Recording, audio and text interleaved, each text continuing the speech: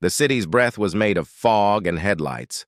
Snow floated in quiet flakes over Toronto's sleeping skyline, muffling sound, softening light. At a lonely bus stop beneath a flickering street lamp, a teenage girl hugged her arms around herself, trembling, mascara smudged, tears drying on her cheeks. She looked like she was waiting for something, but maybe she was just running from everything. A few feet away, a man stepped out of the shadows, tired eyes, work boots soaked, hands rough from too many long days. He paused when he saw her. She didn't look at him. She didn't have to. The way her shoulders shook said enough. He took off his jacket, old, faded, but warm, and held it out. "You look like you could use this," he said softly. She blinked up at him, startled, hesitant. But something in his voice made her trust him. She accepted the jacket, holding it close as warmth and kindness seeped in. Neither of them noticed the black SUV parked across the street, engine running, window slightly lowered, where a woman with sharp eyes and a trembling hand watched her daughter through the glass. The argument had started over nothing, or at least that's how it felt now. One careless word about being perfect. One slammed door, one defiant look. Then it all exploded. Emma Sinclair, 17, had never screamed at her mother like that before. "You don't even know who I am anymore!" she had shouted, before grabbing her phone, slipping on sneakers and storming into the cold night. Her mother, Victoria Hale Sinclair, CEO of Sinclair Enterprises, had stood frozen in the grand foyer of their home. She wasn't used to losing control. She was used to boardrooms and power, not tears and slammed doors. But as Emma disappeared down the long driveway, Victoria's heart sank with a dread she didn't understand. Now Emma sat at the bus stop, her fingers numb, the city's cold gnawing at her thin sweater. She didn't know where she was going. Maybe to her friends, maybe nowhere. She just couldn't breathe in that house full of rules and expectations anymore. And then she saw him, a man crossing the street with a slow, steady gait, shoulders slightly slouched, but eyes gentle.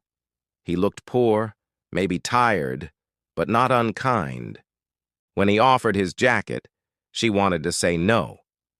But her lips were blue. Her pride cracked. She took it. "Thanks," she murmured, voice trembling.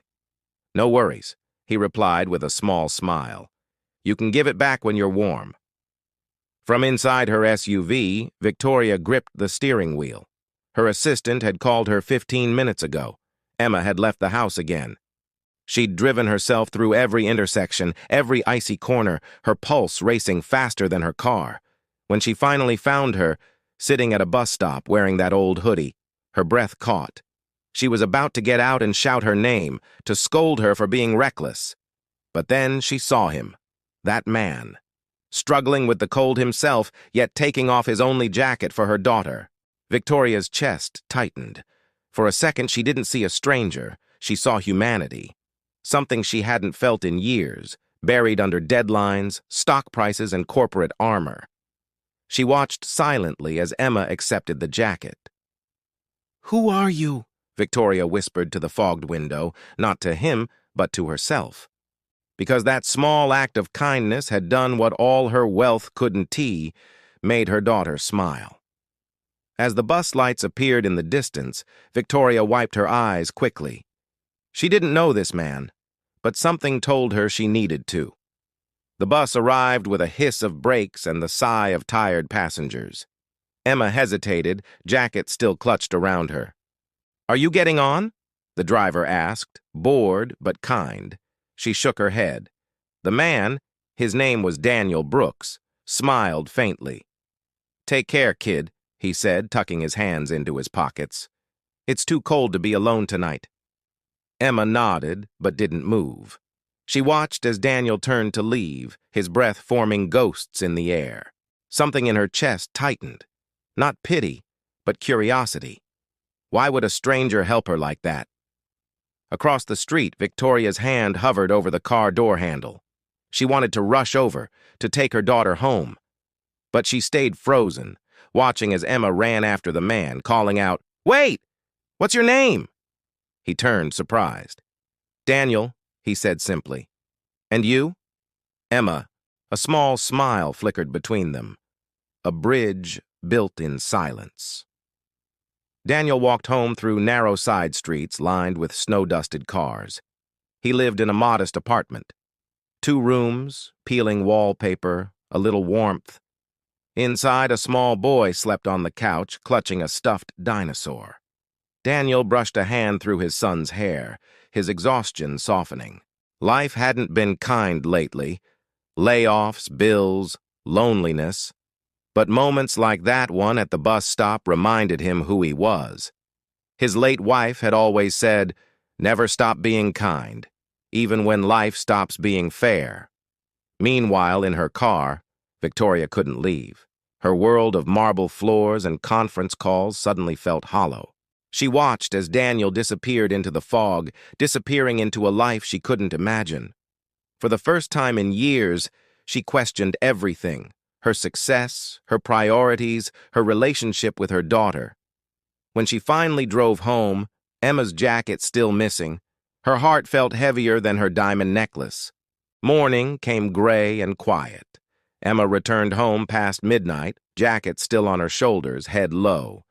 Victoria was waiting in the living room, still in her work clothes, exhaustion in her eyes. Neither spoke for a while. The silence between them was louder than words. "You could have frozen," Victoria finally said, voice shaking. "You could have listened," Emma whispered back. Victoria's breath hitched. She wanted to argue, to defend herself, but all she saw was her daughter shivering in that stranger's coat. Something broke in her then. She stepped forward, hesitated, then gently touched Emma's arm.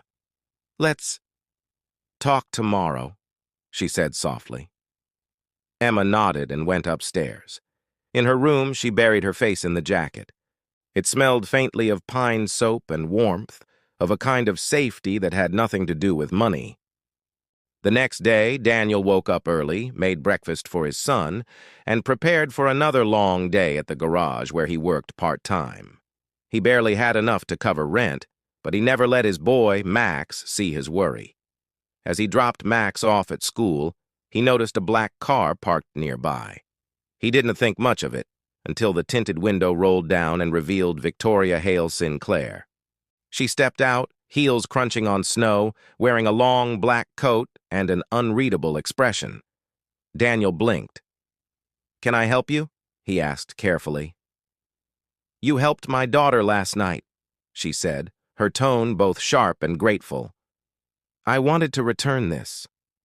She held out his jacket, neatly folded, freshly cleaned. Daniel looked at it, then at her. "You didn't have to go through the trouble." Victoria's lips pressed together. "Maybe I did." They stood there, 2 worlds colliding in the school parking lot, the mechanic and the mogul. Victoria felt out of place amid the scent of motor oil and chalk dust. Daniel, meanwhile, couldn't figure out why this elegant stranger's voice trembled ever so slightly when she spoke. "Thank you," she said again, softer this time. "You didn't even know her." Daniel shrugged. "Didn't need to." She looked cold. It was a simple answer, but it struck her like a truth she'd forgotten. She nodded, eyes glistening before turning to leave. But as she opened her car door, Max's voice rang out. "Dad, you forgot my lunch."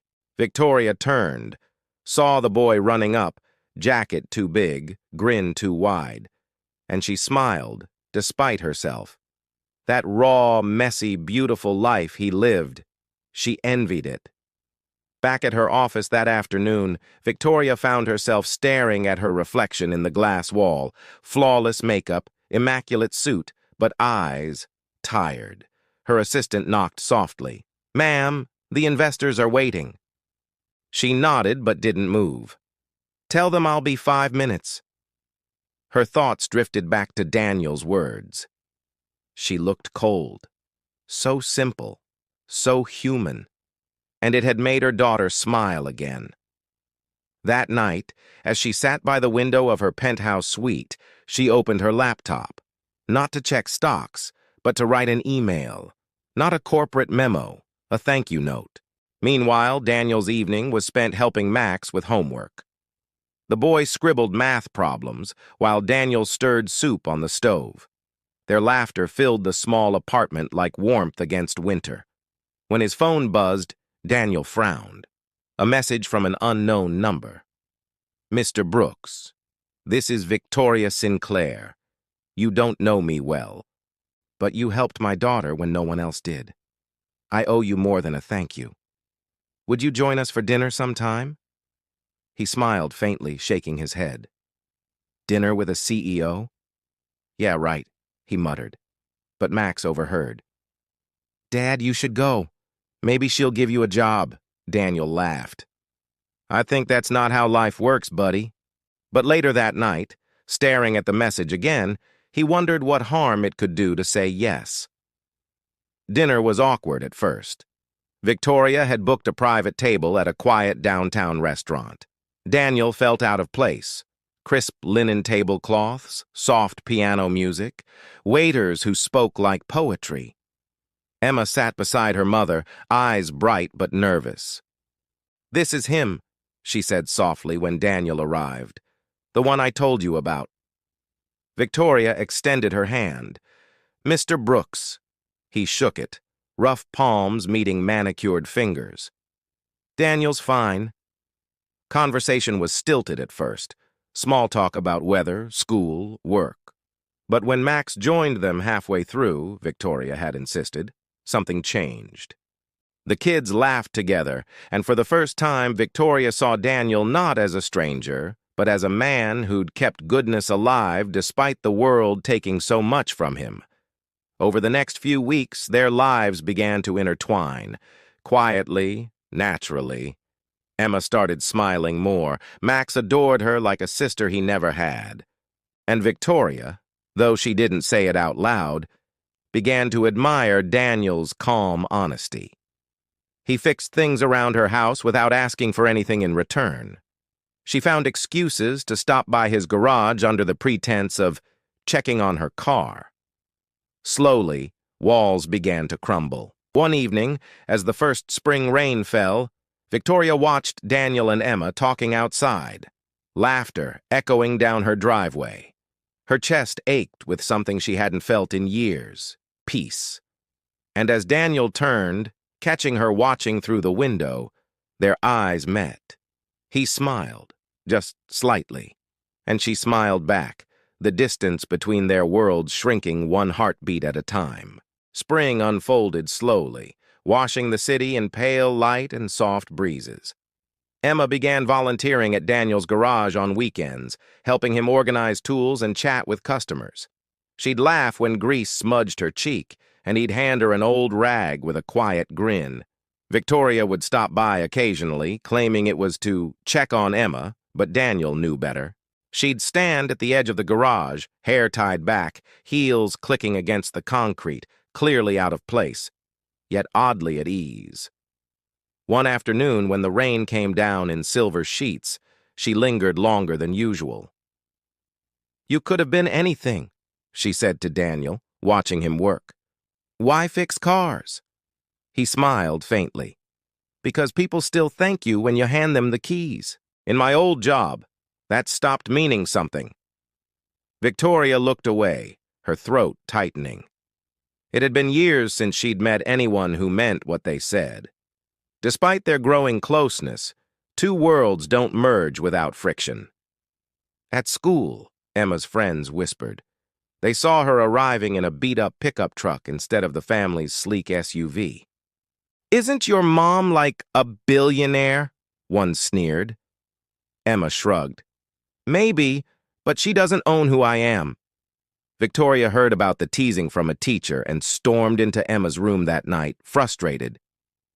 "You can't just throw away your future to what, Mom? To be happy?" Emma's voice cracked. Victoria froze.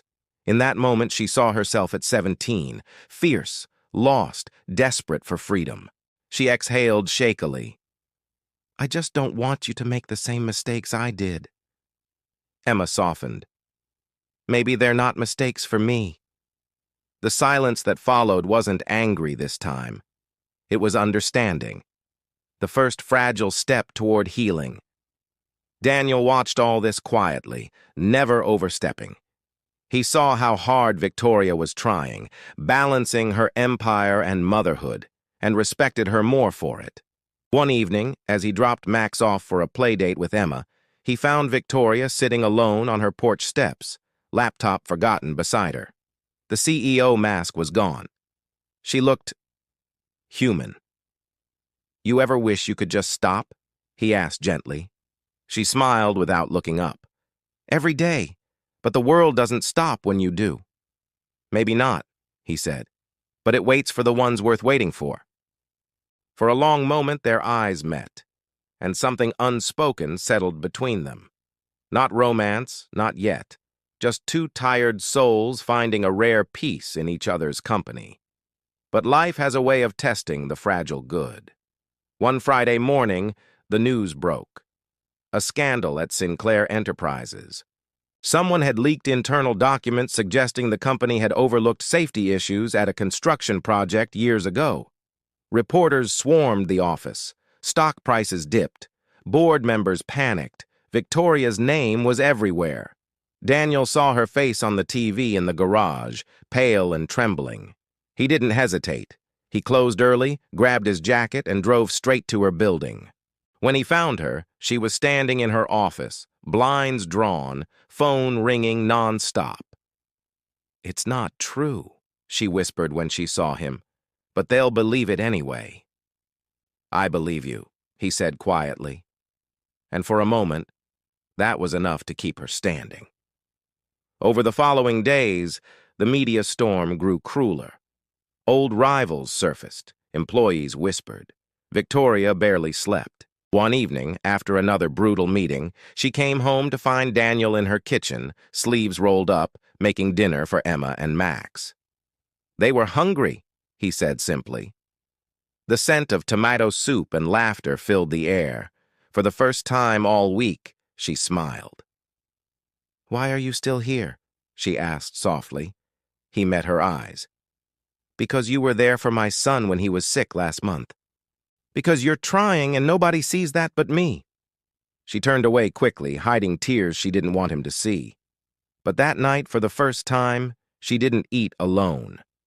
When things began to settle, Victoria made a decision that startled everyone, including herself.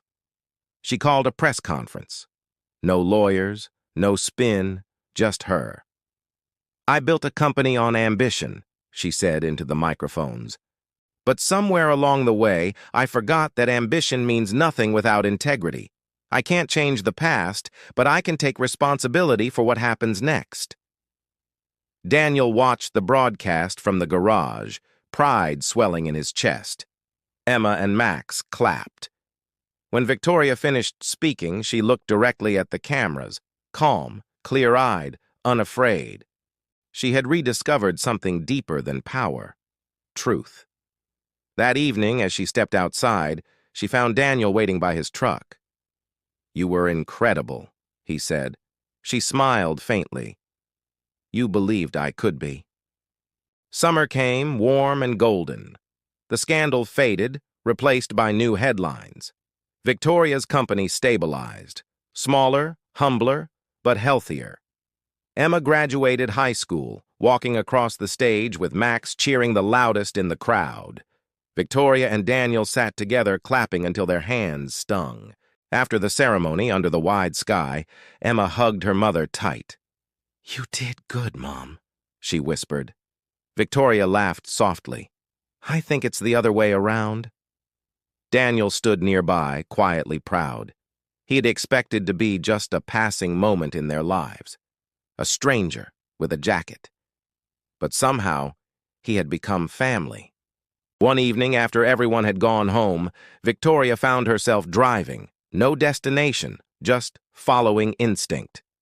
Her car stopped at the old bus stop where it all began. She stepped out, feeling the cool breeze on her face, memories swirling. The street lamp still flickered. The bench still creaked. She could almost see that shivering girl and the man who changed everything with one quiet act. Daniel appeared beside her. He'd guessed where she'd gone. "You come here too?" he asked with a smile. "Sometimes," she admitted, "to remember what matters." He nodded. "Funny. I used to think I didn't matter much to anyone." She looked at him softly. "You changed 3 lives that night, Daniel. You just didn't know it yet." As summer deepened, so did their bond. Victoria found herself laughing more, working less. Daniel found something he hadn't dared hope for: peace, maybe even love. Emma and Max became inseparable, filling the house with joy and chaos. The mansion that once echoed with silence now overflowed with life: muddy footprints, laughter, late-night movies. One night, sitting by the fire pit in the backyard, Victoria handed Daniel a wrapped box. Inside was a new leather jacket. "For the one you gave away," she said. He chuckled. "You didn't have to." "I did," she smiled, "because sometimes kindness deserves to come back home." Months passed, seasons shifted again. Victoria's company became known not for its size, but for its ethics. Daniel's garage expanded. He hired 2 apprentices. Life, finally, was gentle. One cold morning, Emma walked into the kitchen wearing Daniel S.'s old jacket again, the same one from that night, faded but beloved. "Guess it's still the warmest one I own," she said with a grin. Victoria paused, smiling through sudden tears. That jacket wasn't just fabric. It was a symbol of everything they'd built together. Daniel glanced at her, quiet understanding passing between them. "Sometimes," he said softly, "the smallest things carry the biggest stories." On a crisp autumn evening, the 4 of them, Victoria, Daniel, Emma, and Max, gathered at that same bus stop one last time. Not because they needed to, but because that's where it all began. Emma snapped a photo. The old bench, the flickering light, Daniel's new jacket beside Victoria's elegant coat. 2 worlds that once had no reason to meet, now bound forever by one simple act of compassion. As they laughed, the wind rustled through the trees, carrying the faint hum of traffic and distant city life. Victoria looked at Daniel, eyes soft. "You know," she said quietly, "you didn't just give my daughter a jacket. You gave us a new beginning." Daniel smiled, tucking his hands in his pockets. "Guess sometimes warmth spreads farther than we think."